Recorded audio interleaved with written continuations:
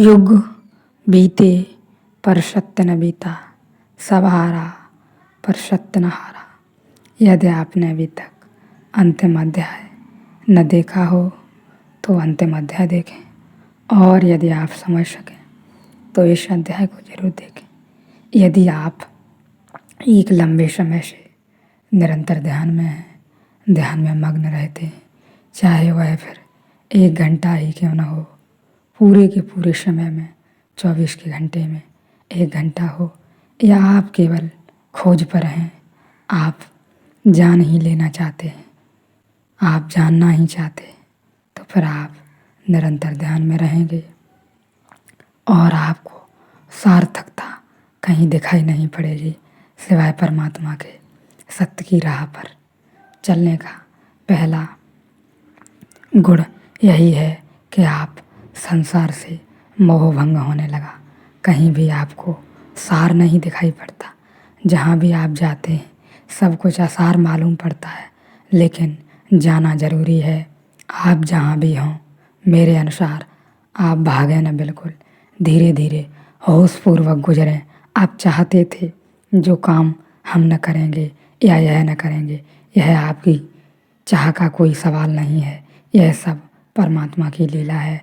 आप केवल एक बार जाग कर देखते रहें तो आप पाएंगे आप किसी क्रिया में भाग नहीं ले रहे हैं, आप केवल साक्षी हैं, दृष्टा हैं। सारी क्रियाएं आपके इर्द गिर्द अपने आप ही संपन्न हो रही हैं, चाहे फिर वह आप शरीर से ही क्यों न कर रहे हों, लेकिन आप शरीर भी नहीं हैं। मेरे कहने का मतलब यही है कि आप कर्ता किसी भांति नहीं हैं, फिर आप भोक्ता भी किसी भांति नहीं हो सकते हैं। धीरे धीरे ध्यान की यात्रा पर निकलें। यदि स्वयं को जानना चाहते हैं तो परमात्मा को जानना चाहते हैं, जानना चाहते हैं अपना असली स्वरूप, तो हम केवल और केवल ध्यान में धीरे धीरे सहज ही उतरें। कहीं जाने की आवश्यकता नहीं है, बिल्कुल भागने की आवश्यकता नहीं है। छोड़ने से कभी कोई छोड़ नहीं पाया और छूटने से छूटता भी नहीं है। छूटता तो है एक गहन समझ से, एक गहन प्रखरड से, एक गहन देखने की क्षमता आ जाने से सब कुछ अपने आप छूट जाता है। केवल एक दृष्टि चाहिए, अच्छी एक दृष्टि चाहिए आपके भीतर बड़ी गहरी, और वह दृष्टि आपकी जो अभिदृष्टि है और जो दृष्टि आपके भीतर बदलेगी उसका केवल रूपांतरण हो जाएगा। दुनिया समाज कुछ भी न बदलेगा, चीज़ें वही की वही रहेंगी, केवल आप रूपांतरण हो जाएंगे। आप पूरे के पूरे इस यात्रा में बदल जाएंगे। इसलिए ध्यान में उतरें धीरे धीरे। स्वभाव ने पत्र लिख दिया कि मैं जाग गया, धन्यवाद प्रभु कि आपने बता दिया कि मैं भगवान हूँ। न इतना किया भी सिर घुटा लिए। उसी जोश में लक्ष्मी मुझसे कहने लगी कि उषा आकर रोती है, उनकी पत्नी। मैंने लक्ष्मी को कहा तू उषा को कह, तू बिल्कुल फिक्र न कर, ऐसे कहीं स्वभाव जागने वाले नहीं। सिर घुटाने से क्या होता है, देख चोटी बचा ली है, उसी में सब बच गया। चोटी क्यों बचाई स्वभाव ने, हिंदू चोटी तो बचाएगा ही। मैंने उनकी पत्नी को खबर भेज दी कि तू बिल्कुल घबरा मत, उषा जब तक मैं ही न कह दूं ये जाग गए तब तक तू फिक्र मत कर। ऐसे तो ये कई करवटें लेंगे और फिर सो जाएंगे। उत्तर मैंने उनके प्रश्न का दिया नहीं था। मैंने कि जरा तुम सुन लो, पहले अष्टावक्र जनक की परीक्षा करते हैं, फिर तुम्हारा उत्तर दे देंगे। अब अष्टावक्र की परीक्षा चल रही है। जनक के लिए वह सब सोचना, गौर से सोचना। मन बड़ा बेईमान है, मन बड़ा कुशल है धोखा देने में, दूसरों को धोखा देता ही है, अपने को भी दे लेता है। जागोगे निश्चित जागना है।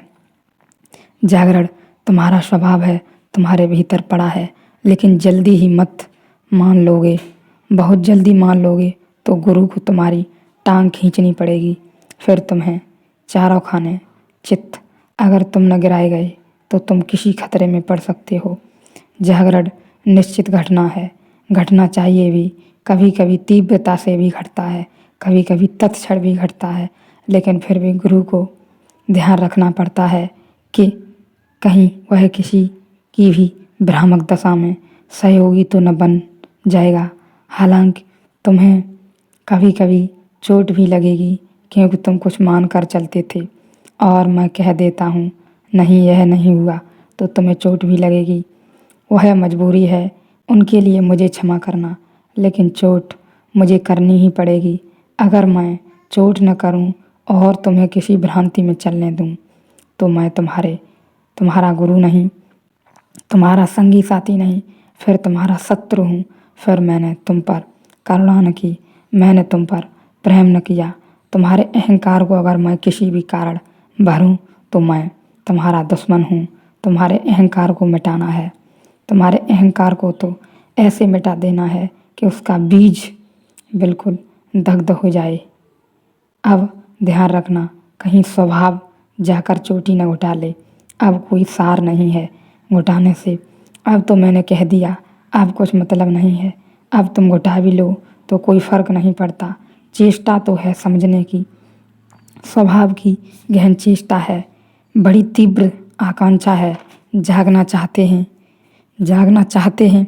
इसीलिए तो कभी कभी नींद में भी जागने का सपना देख लेते हैं। आकांक्षा शुभ है, आकांक्षा होनी चाहिए, एक अर्थ में धन्यभागी है ऐसा व्यक्ति, क्योंकि कम से कम उसने तो बेहतर है जो नींद में भी जागने का सपना नहीं देखते। कम से कम जागने का सपना ही सही, लेकिन जागने की आकांक्षा होगी तभी तो जागने का सपना देखोगे। अगर अहंकार संन्यास से भी भरते हों तो भी शुभ है, एक अर्थ में कि संन्यास से भर रहे हो। अहंकार संन्यास की आकांक्षा तो है ही, अब थोड़े और आगे जाना है। इसे आकांक्षा को परिशुद्ध करना पूरा जागना ही है। सपना क्या देखना जागने का, जागने के सपने से कुछ सार न होगा। और मैं आपसे कहूँ, जब आप धीरे धीरे परमात्मा की झलक मिलने लगेगी और आप ध्यान में रहेंगे, आपके हाथ पैरों में जोर सा खिंचाव होने लगेगा। आप बिल्कुल न परेशान हों, बिल्कुल न घबराएं। आपके हाथ पैर जब भी आप शून्य की ओर बढ़ेंगे, परमात्मा की झलकें आपको मिलेंगी, आपके हाथ पैर गर्म पड़ने लगेंगे। इससे आप बिल्कुल भी परेशान न हों, क्योंकि अभी तक जो हमने मान रखा था अपने को वह खो जाने वाला है। स्वभाव सी बात है, उसको बचा लेने का कोई उपाय नहीं है। परमात्मा विराट है, उसकी झलकियाँ मिलते मिलते धीरे धीरे हमारे हाथ पैर बहुत गर्म पड़ सकते हैं ध्यान में। इससे घबराना नहीं है, धीरे धीरे ध्यान की यात्रा में चलते रहना है। एक दिन क्रांति घटेगी, निश्चित ही घटनी चाहिए।